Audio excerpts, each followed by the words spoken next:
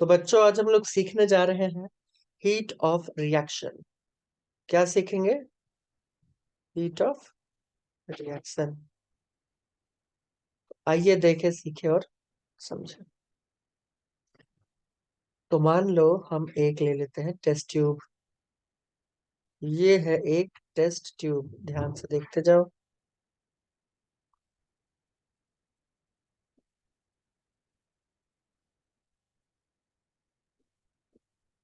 और इस test tube में ले लिए हैं कुछ केमिकल्स और हम उसको करने जा रहे हैं हीट।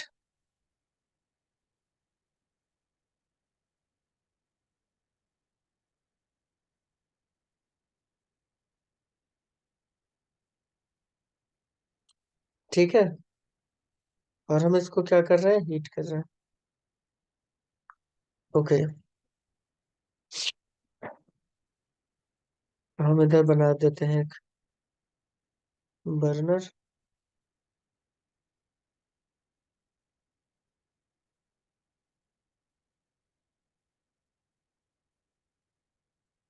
इधर से आग लगा के इसको हीट कर रहे हैं। ठीक है, गॉट इट? बोलोगे ओके।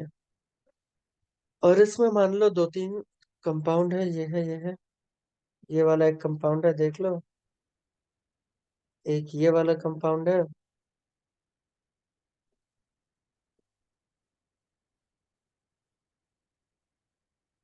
ठीक है, अब इन कंपाउंड्स को जब हम हीट करेंगे तो दो चीज हो सकता है। या तो ये एनर्जी रिलीज करेगा या तो ये एनर्जी अब्सॉर्ब करेगा। भाई यही काम करता है ना जब भी हीट ऑफ रिएक्शन, जब मतलब रिएक्शन होता है तो या तो एनर्जी अब्सॉर्ब करता है या तो रिलीज करता है। तुम बोलोगे सर यहाँ तो दोनों काम हो रहा है। नहीं, मैं कुल मिला के बात कर रहा हूँ, कुल। मान लो मैंने इस रिएक्शन को दिया 10 किलो जूल एनर्जी और इसने रिलीज कर दिया 20 किलो जूल एनर्जी। तो हम क्या बोलेंगे? हम बोलेंगे इसने 10 किलो जूल सिर्फ रिलीज ही किया है। बोलेंगे कि नहीं बोलेंगे? मान लो ओमकार को मैंने दिया 10 रुपए और उसने मुझे 20 रुपए दे दिए। तो हम क्या बोलेंगे कि भाई वो बंदा लिया नहीं है, सिर्फ दिया है ना? क्यों योगेश दादा? यही बोलते हैं ना? यही बोलते हैं। ठीक है, इसे कहते हैं एक्सोथर्मिक टाइप ऑफ रिएक्शन। तो जब हीट रिलीज होता है तो उसे कहते हैं एक्सोथर्मिक, और जब हीट का इनटेक होता है तो उसे कहते हैं एंडोथर्मिक। ठीक है, तो जब कोई रिएक्शन हो रहा है और उसमें हीट रिलीज या हीट एक्सचेंज, वर्ड सही रहेगा, रुको मैं यहाँ पे लिखूंगा हीट एक्सचेंज। जो हीट का एक्सचेंज हुआ है दोस्त,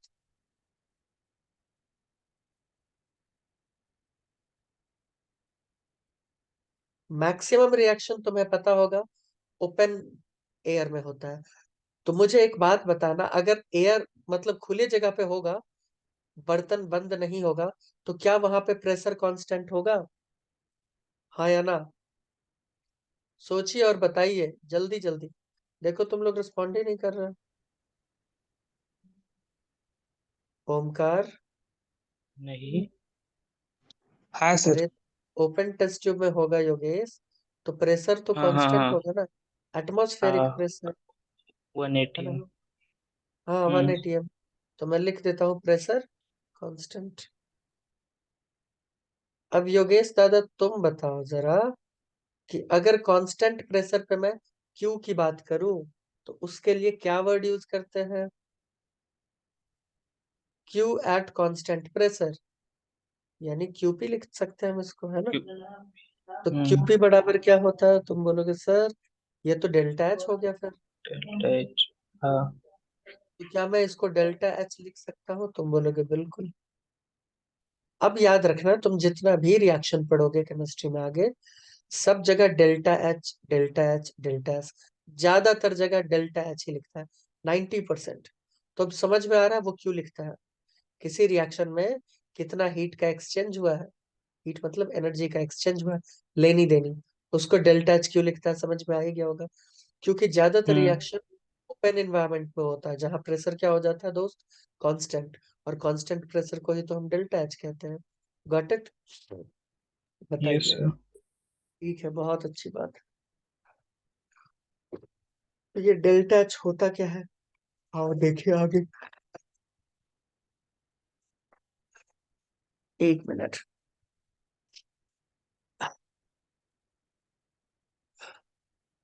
यस फ्रेंड्स, तो मैं डेल्टा एच को क्या लिखने वाला हूँ, ध्यान से देखिए। डेल्टा एच को मैं लिखूंगा हीट एक्सचेंज। ध्यान से देखो, पहले मैं लिखूंगा हीट ऑफ रिएक्शन, और उसके बाद मैं लिखता हूँ इसका डेफिनेशन। हीट ऑफ रिएक्शन यानी डेल्टा एच, ये होता है इसका definition, total amount of heat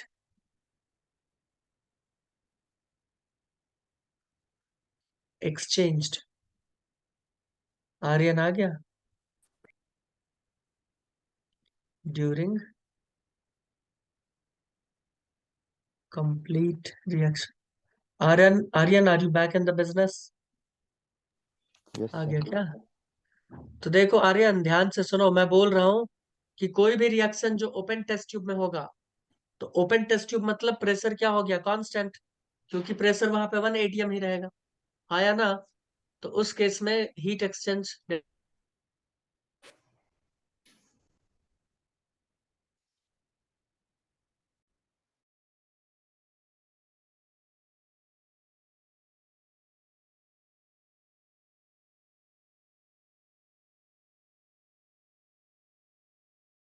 तो मैं ये बोल रहा हूं कि जब जब योग, सॉरी आर्यन, प्रेशर कांस्टेंट रहेगा ना, जब जब प्रेशर कांस्टेंट रहेगा और तुम हीट का बात करोगे, तो हीट एट कांस्टेंट प्रेशर को हम लोग एंथैल्पी चेंज कहते हैं।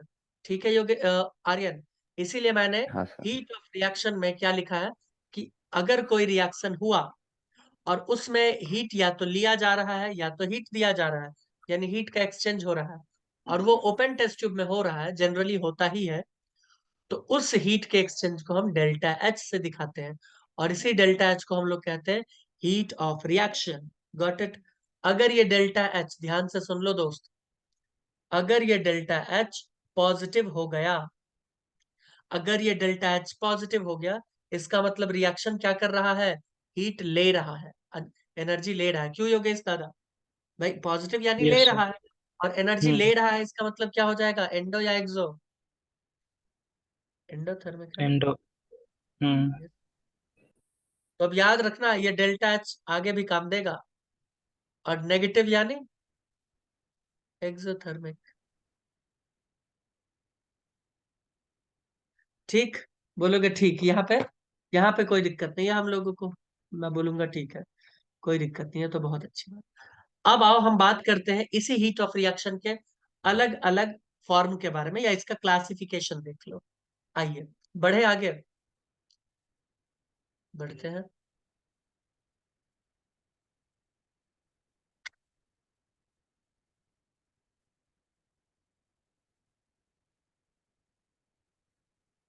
Classification of heat of reaction.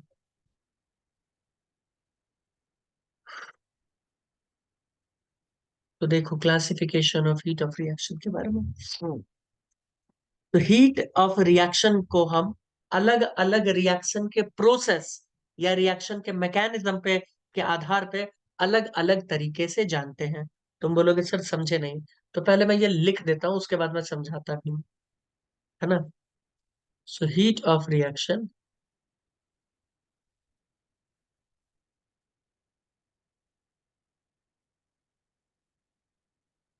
is classified on the basis of reaction mechanism. Reaction mechanism यानी रिएक्शन का प्रोसेस, है ना?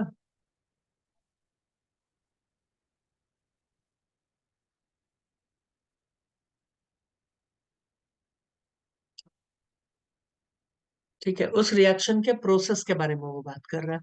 तुम बोलोगे ठीक, क्या हीट ऑफ रिएक्शन को मैं एंथैल्पी ऑफ रिएक्शन भी लिख सकता हूँ?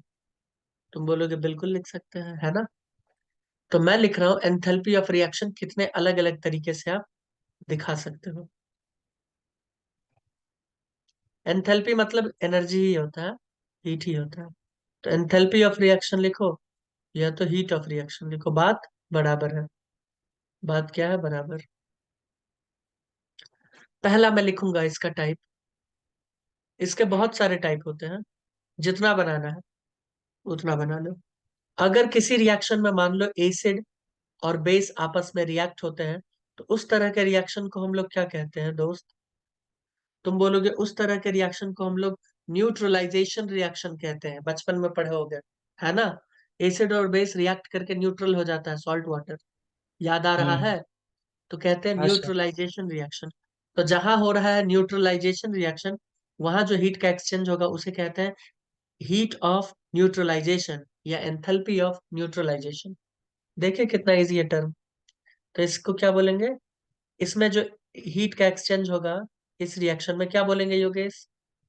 Enthalpy of neutralization. Neutralization. Simple. यानी जो रिएक्शन का नाम है ना न्यूट्रलाइजेशन, जो रिएक्शन का नाम है ना वही बस चिपका दो एंथैल्पी के बाद, बस। दूसरा कुछ ले लेते हैं, जैसे मान लो कंबशन। कंबशन मतलब क्या होता है? जलना, है ना?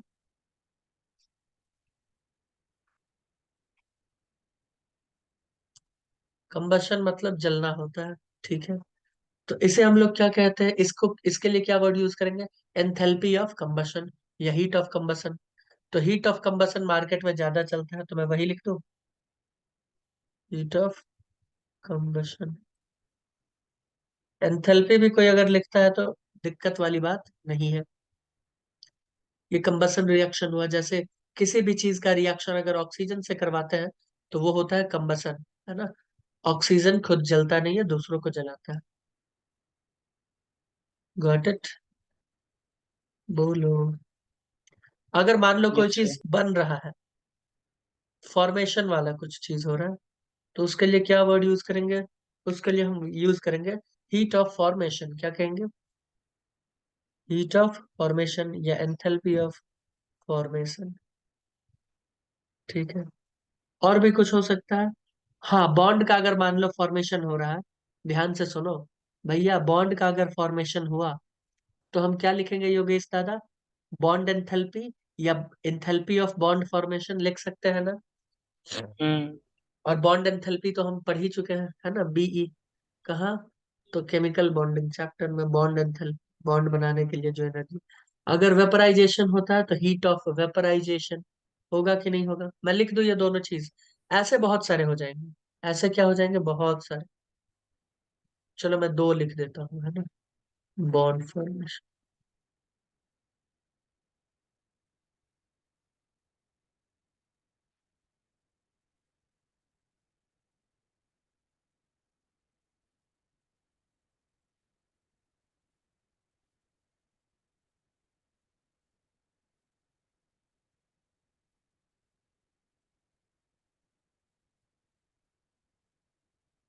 या इसको बॉन्ड एंथैल्पी के नाम से भी हम लोग जानते हैं।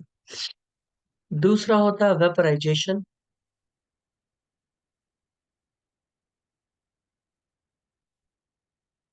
तो वेपराइजेशन क्या होता है? Heat of vaporization. मतलब इसके लिए क्या यूज करेंगे? Heat of vaporization. तो ऐसे जितने रिएक्शन होंगे ना, आप उसके लिए हीट या एंथैल्पी यूज कर सकते हो। ऐसे सो ऑन हो जाएगा। कोई दिक्कत? बोलोगे नहीं कोई दिक्कत नहीं है सर। तो इसमें जो हम पढ़ने वाले हैं अब, वो हम पढ़ने वाले हैं फॉर्मेशन के बारे में, यानी एंथैल्पी ऑफ फॉर्मेशन या हीट ऑफ फॉर्मेशन, जिसको डेल्टा एच एफ के नाम से हम जानते हैं। तो अगर ये सब हो गया है तो क्या हम लोग स्टार्ट करें? स्टार्ट करें दोस्तों, आइए। हाँ सर। तो हमारा टॉपिक है एंथैल्पी ऑफ फॉर्मेशन। यानी कोई ऐसा रिएक्शन है जिसमें कोई चीज बन रहा है, तो भाई उसमें भी हीट का एक्सचेंज होगा। तुम बोलोगे हाँ। तो हीट का जब एक्सचेंज होगा उसी को कह देंगे एंथैल्पी ऑफ फॉर्मेशन। खत्म।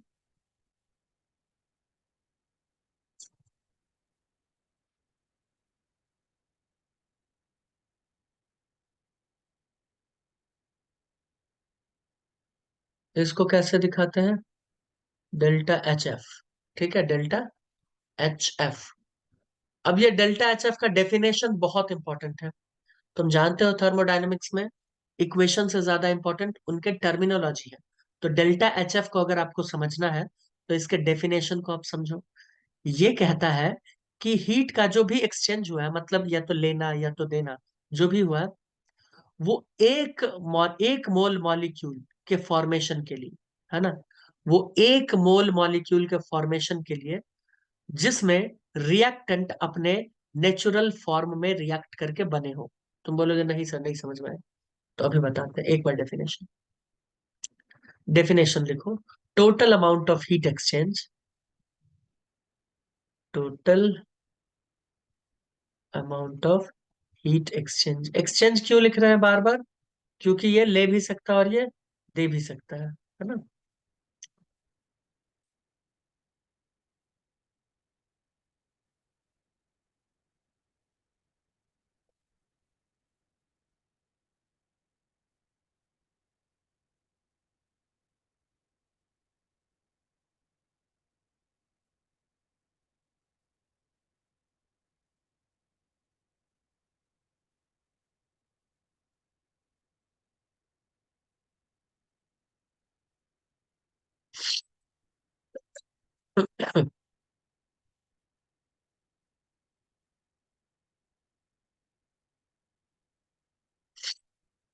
नेचुरल फॉर्म को ही मोस्ट स्टेबल फॉर्म भी कहते हैं, पता ही होगा, है ना। ये तो खैर पता ही रहता है सबको। तो मैं बोल रहा हूं कि कोई कंपाउंड, कोई मॉलिक्यूल तुमने बनाया और रिएक्टेंट ले लिया है तुमने ए और बी, और तुमने बनाया है मॉलिक्यूल ए बी। तो रूल क्या है? रूल ये है कि इसका एक मोल बनना चाहिए। तुम बोलोगे ठीक। पहला रूल क्या है? फॉर्मेशन होना चाहिए एक मोल का।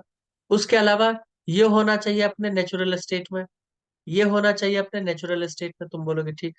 उसके बाद जो इस पूरे रिएक्शन में एनर्जी क्यू का कुछ भी लेनी देनी हुआ, उसी क्यू को क्या कहते हैं? Heat of formation. बताओ कोई दिक्कत? पहली बात कि प्रोडक्ट एक मोल बनना चाहिए। तुम बोलोगे ठीक है सर, एक मोल बना दिए।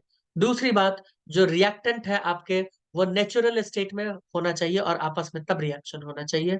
और तब जो हीट का लेनी देनी होता है, उस हीट को हम लोग कहते हैं heat of formation, delta H F. बताओ ठीक है? तुम बोलोगे हाँ ठीक है। एक एग्जाम्पल से समझे इसको, ए बी को हटा दें। बताओ। हाँ सर। आओ दोस्तों, एक एग्जाम्पल से समझते हैं। वैसे इसको अंडरलाइन ही कर लो, एक मोल है ना, और नेचुरल फॉर्म, इन दोनों चीज। तो ध्यान से देखिए इधर, मैं एक एग्जाम्पल ले रहा हूँ, जैसे कि हाँ, पानी का ले लेते हैं। जैसे hydrogen gas plus oxygen gas. मुझे ये बताओ, क्या हाइड्रोजन गैस के ही फॉर्म में पाया जाता है नेचर में? तुम बोलोगे हाँ, H2 gas. Oxygen HO2 gas के फॉर्म में पाया जाता है, ठीक है। ये दोनों आपस में रिएक्ट किए और यहाँ बना H2O लिक्विड। क्या बना? H2O liquid. ऑक्सीजन को बैलेंस करना है तो बैलेंस कर लो। अच्छा, रिएक्शन बैलेंस्ड होना चाहिए। अब इसमें जो भी हीट का चेंज हुआ है ना, इस पूरे रिएक्शन में जो भी हीट का चेंज हुआ होगा, उसे हम लोग बोलेंगे डेल्टा एच एफ। क्यों? देखो इधर, पानी कितना मोल बना है दोस्तों? एक मोल। पानी कितना बना है? एक एक मोल। अगर कुछ नहीं दिया है तो तब तक एक मोल। ठीक है, एक मोल। दूसरी बात, ये सब अपने नेचुरल फॉर्म में पाया जा रहा है, इसीलिए इसमें जो भी एनर्जी का लेनी देनी होगा, वो कहलाएगा एंथैल्पी ऑफ फॉर्मेशन। ठीक है। अब चलो मैं एक और क्वेश्चन देता हूं, तुम लोग मुझे बताना।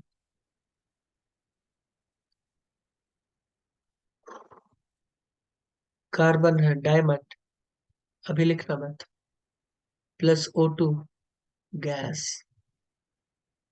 ये दोनों आपस में रिएक्ट किए और CO2 गैस दे दिया। बोलो, क्या इसको डेल्टा एच एफ बोलेंगे? बताइए फ्रेंड्स, क्या इसको बोलेंगे? अरे यार, कोई जवाब ही नहीं दे रहे हो। हाँ सर। नहीं बोलेंगे। इसको नहीं बोलेंगे। क्यों? देखो, कार्बन मुझे पता है अलग अलग फॉर्म में पाया जाता है, डायमंड के फॉर्म में, ग्रेफाइट के फॉर्म में, कोल के फॉर्म में, है ना। अलग अलग फॉर्म में नेचर में पाया जाता है। बट जो नेचुरल फॉर्म और सबसे स्टेबल फॉर्म माना गया है कार्बन का, वो होता है ग्रेफाइट।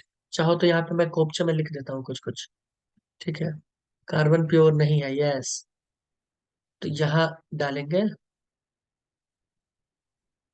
कुछ नेचुरल फॉर्म्स। लिख लो इसको, natural form of some elements. इसको याद रख लेना है, क्योंकि वो एग्जाम में ऐसे ही लिख देगा इक्वेशन में, सॉलिड या डायमंड या ग्रेफाइट ऐसे ही लिखेगा, जो मैं लिखवाने वाला हूँ। लिखवाया है, हाँ मैंने लिखवाया है। बट बच्चे भूल गए ना, मैं क्या करूं, मैं क्या करूं। कार्बन का होता है दोस्त ग्रेफाइट, याद रखना है। कार्बन का नेचुरल फॉर्म ग्रेफाइट है।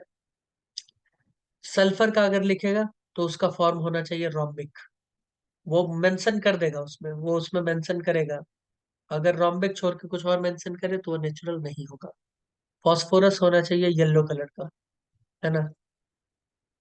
तो ये सब चीजें पता होनी चाहिए। ठीक है। O2 गैस, ठीक है। H2 गैस, ये सब तो पता ही है। तो ये वाला चीज नहीं हो पाएगा। हाँ, लेकिन इसी को अगर मैं ऐसे चेंज करके जरा सा बना दूं ग्रेफाइट, तो क्या हो जाएगा? यस, तब ये हो जाएगा डेल्टा एच एफ। तब इसके लिए हम टर्म यूज करना स्टार्ट कर देंगे, डेल्टा एच एफ। क्यों? क्योंकि कार्बन डाइऑक्साइड का भी फॉर्मेशन कितना हुआ है, 1 मोल ही तो हुआ है। तब हो जाएगा। ठीक है। बताओ, कोई दिक्कत तो नहीं है? तुम बोलोगे नहीं सर कोई दिक्कत नहीं है। अगर कोई दिक्कत नहीं है तो आइए आगे की बातें सीखें। ठीक है। सीख ले या कुछ सवाल ले ले? आओ पहले कुछ सवाल ही ले लेते हैं, है ना। ये हटा दे, हो गया ना। चलो, एक क्वेश्चन ले लो, इजी सा है। दो carbon solid plus O2 gives 2 carbon monoxide gas. तुम बोलोगे ठीक है। और इसका डेल्टा एच दिया है अपने को -150। अरे यार, -157 किलो जूल, है ना। डेल्टा एच दिया है, यानी एंथैल्पी चेंज। मुझे ये बताओ, delta H F C O का क्या होगा? Calculate delta H F for C O gas. Option देखो, -157 किलो जूल। दूसरा है 157 किलो जूल। तीसरा है -157/2 किलो जूल। चौथा है +157/2 किलो जूल। बताओ। मुझे एक बात बताना, अब चलो पहले तुम लोग सॉल्व कर लो, फिर मैं पूछूंगा। मुझे एक बात, दो बात सब बताना।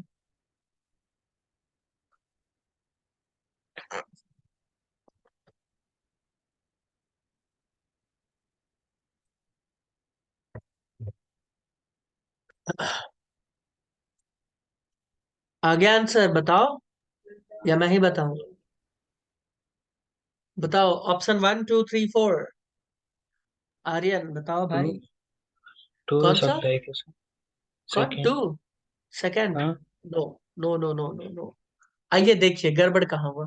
पहले मुझे एक बात बताओ योगेश, डेल्टा एच एफ यानी हीट ऑफ फॉर्मेशन, और इसका डेफिनेशन अभी अभी हमने पढ़ा है कि ये 1 मोल के लिए होना चाहिए और नेचुरल फॉर्म से बनना चाहिए। तो हम यहाँ पे देखते हैं, तो चलो नेचुरल फॉर्म तो हमको दिखता है, सॉलिड लिख दिया तो ठीक है, नेचुरल फॉर्म ही दिया होगा। ठीक है, सब कुछ ठीक। लेकिन यहाँ मोल तो गड़बड़ हो गया ना भाई, यहाँ तो 2 मोल है, हम्म। तो हम क्या ये नहीं लिख सकते कि 2 मोल के लिए हमारे पास दिया हुआ है, यहाँ देखो, 2 मोल कार्बन मोनोऑक्साइड गैस का हमें डेल्टा एच दिया है, कितना, कितना दिया है, -157। अरे यार बार बार वन क्यों छूट रहा है, -157 किलो जूल दिया है, तुम बोलोगे हाँ। तो 1 मोल के लिए क्या हो जाएगा, जरा बताना तो तुम ही लोग। /2। हाँ, डेल्टा एच, ये क्या हो जाएगा, -157 किलो जूल/2। और जैसे ही 1 मोल के लिए तुमने डेल्टा एच कैलकुलेट किया, तो उसी को तो कहते हैं डेल्टा एच है, क्योंकि बाकी सब तो ठीक ही है। ये गैस लगा दो, ठीक ही है। बताओ, ठीक, बताइए।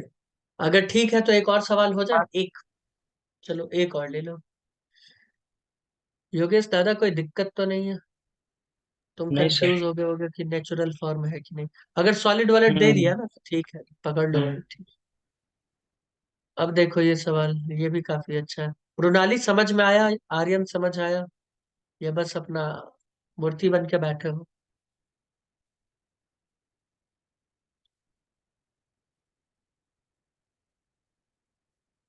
हाँ सर, तो ठीक है, अगर समझ आया तो इसका जवाब दो।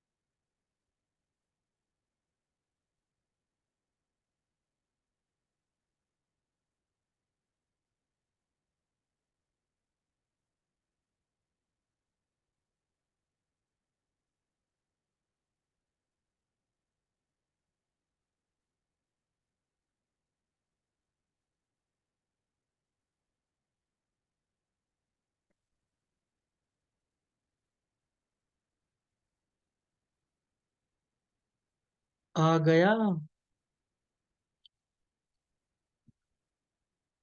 फ्रेंड्स, आंसर आ गया क्या।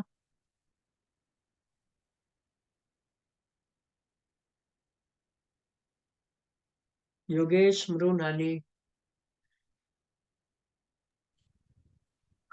सर हाँ भाई बोलो ओमकार, आंसर क्या है, चलो जल्दी सी बताओ। क्या, सी सी सी, सी ABCD क्या बोल रहे हो। सी बोला। सी कैसे लाए,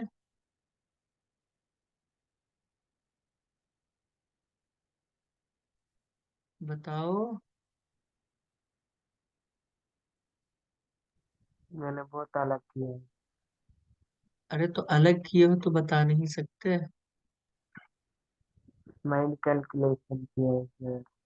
ये कैसा क्या कैलकुलेशन है जो मैं नहीं समझ सी एच पाता हूँ। सी एच फोर से उस फोर से कुछ तो डिवाइड मल्टीप्लाई किया। ऐसे माइंड वाइंड कैलकुलेशन नहीं करना है भाई, नॉर्मल कैलकुलेशन करना है। मुझे एक बात बताओ, कार्बन है ना, ये जो सॉलिड है ग्रेफाइट, देखो कार्बन सॉलिड, ये जो ग्रेफाइट वाला है, ये हाइड्रोजन गैस के साथ रिएक्ट किया है, तुम बोलोगे हाँ किया है, और तब ये बना दिया है CH4, तुम बोलोगे हाँ ये भी बात सही है। और इसका अपने को दिया है हीट ऑफ फॉर्मेशन कितने ग्राम के लिए, ध्यान से देखो, 4 ग्राम के लिए दिया है हमारे पास हीट ऑफ फॉर्मेशन कितना, -x किलो जूल। तुम बोलोगे हाँ, लेकिन ग्राम के साथ तो कोई रिलेशन निकलता नहीं है, क्या कहते हो दोस्तों? लेकिन एक चीज हम जानते हैं, मालूम है क्या? हम जानते हैं मोल पता करना। मोल का फॉर्मूला होता है N = given weight upon molecular weight, है ना? तो मोल हम पता कर सकते हैं इसका। N क्या हो जाएगा, वेट कितना है गिवन, 4 ग्राम। मॉलिक्यूलर वेट मीथेन का कितना होता है दोस्त, 16 होता है ना, 12 4 16। अरे हाँ या ना? हाँ सर। तो हम लिख देंगे 16। तो मोल हमें पता चल गया कितना, 1/4। तो इसका मतलब हम ये भी तो लिख सकते हैं यहाँ पे योगेश दादा कि ये, क्या लिख के दी है, यस सर, इसका मतलब 4 ग्राम की जगह हम ये भी तो लिख सकते हैं कि ये 1/4 मोल का दिया हुआ है हमें, है ना, -x किलो जूल। तुम बोलोगे हाँ, तो 1 मोल का क्या हो जाएगा, इसको 1/4 से डिवाइड कर दो, 1 मोल का क्या हो जाएगा, -4x किलो जूल। क्यों, देखो देखो, हो सकता है कुछ बच्चे कंफ्यूज हो जाए, देखो, -x kilo joule divided by 1/4। तो ये 4 नाच के ऊपर जाएगा, क्यों योगेश, है ना? ये नाच के ऊपर चला गया, तो ये वाला आंसर आ गया। क्या भाई, कैसे माइंड कैलकुलेशन करते हो, जरा हमको भी बताओ। ओमकार, सर वो छुपी हुई ट्रिक्स है सर सर। ऐसे नहीं करते, ये गलत बात है ना? हम इसकी कड़ी आलोचना करते हैं। पर आंसर तो आ गया ना सर। सही। तो गलत है ना, ये तो गलत है। अब चलो, हमसे पूछ रहा है, एक और सवाल ले लेते हैं। उसमें पूछा है इसमें से करेक्ट डेफिनेशन या करेक्ट तरीके से कौन डिफाइन करता है HF को, ΔHF को। तो आइए, ये हटा देना, ये तो हो गया, इजी था। तो बताने में टाइम लगता है, ये सब इजी है क्वेश्चन सर। चलो आगे बढ़े।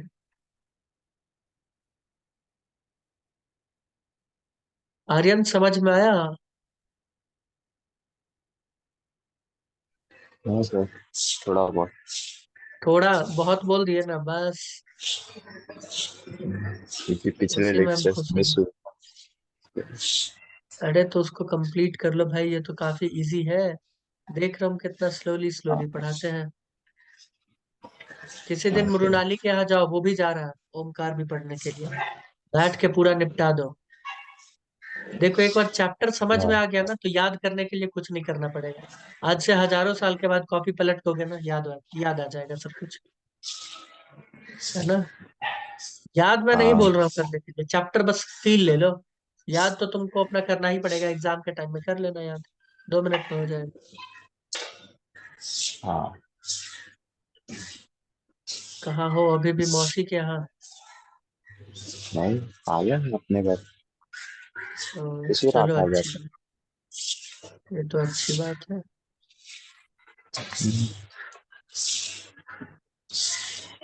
सभी लोग मुझे इसका जवाब देने की कृपा करेंगे।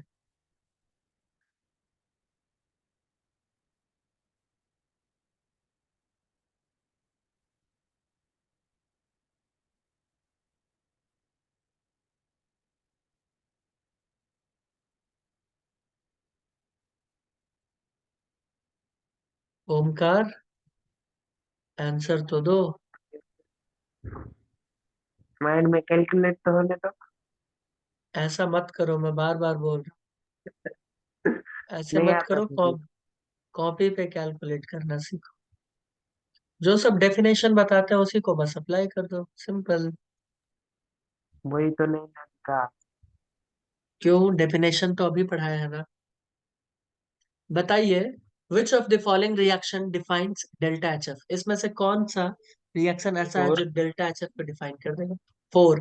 सभी लोगों का 4 आ गया क्या, बताइए। देखो ना, कोई कुछ बोलता ही नहीं है, एक आदमी बस बोलता है।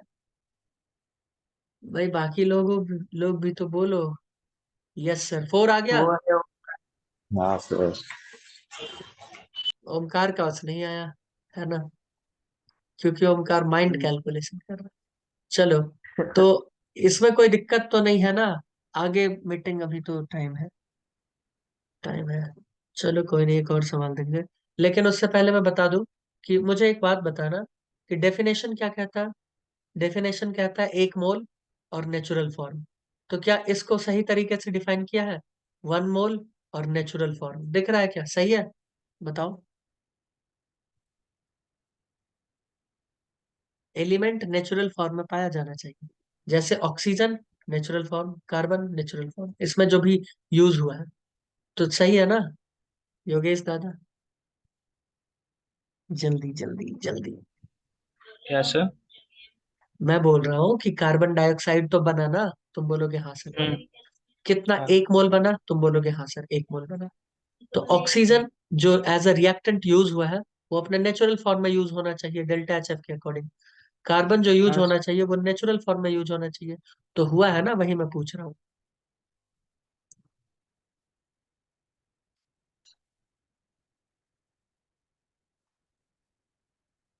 मुझे पहले ऑक्सीजन का बता दो, फिर कार्बन का बता दो योगेश।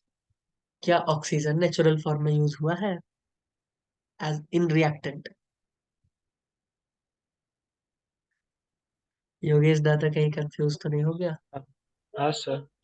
ठीक है, ऑक्सीजन हो गया भैया, चलो ठीक है। क्या कार्बन हुआ है? कार्बन भी हुआ है अपने नेचुरल फॉर्म में यूज। कार्बन अपने हम्म। नेचुरल फॉर्म में यूज हुआ है? सोच के बताओ। नहीं हुआ है।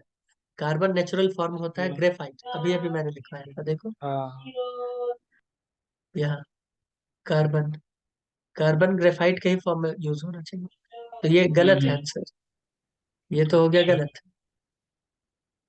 दूसरा देखो, मृणाली भी हाँ हाँ बोल रही है। मृणाली, कार्बन होना चाहिए ग्रेफाइट।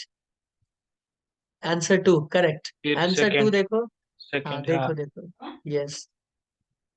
देखो इसमें सब कुछ सही है। प्रोडक्ट देखो अपना 1 मोल है, तुम बोलोगे हाँ सर 1 मोल है। फ्लोरीन गैस होता है, गैस के फॉर्म में है। हाइड्रोजन गैस होता है, गैस के फॉर्म में। हो गया खत्म। हमको यही देखना है, प्रोडक्ट कितना बनना चाहिए? एक। प्रोडक्ट में जो भी चीजें यूज हो रही है ना, जैसे एच और एफ, तो ये अपने नेचुरल फॉर्म में रिएक्ट होने चाहिए। तो नेचुरल फॉर्म में, नेचुरल फॉर्म में हो गया खत्म। इजी था, कोई दिक्कत तो नहीं है? बोलोगे नहीं नहीं सर सर। कोई दिक्कत नहीं है, कोई दिक्कत नहीं। तो मिलते हैं नेक्स्ट क्लास में और इसके आगे की कथा सुनते हैं। ठीक है, आइए।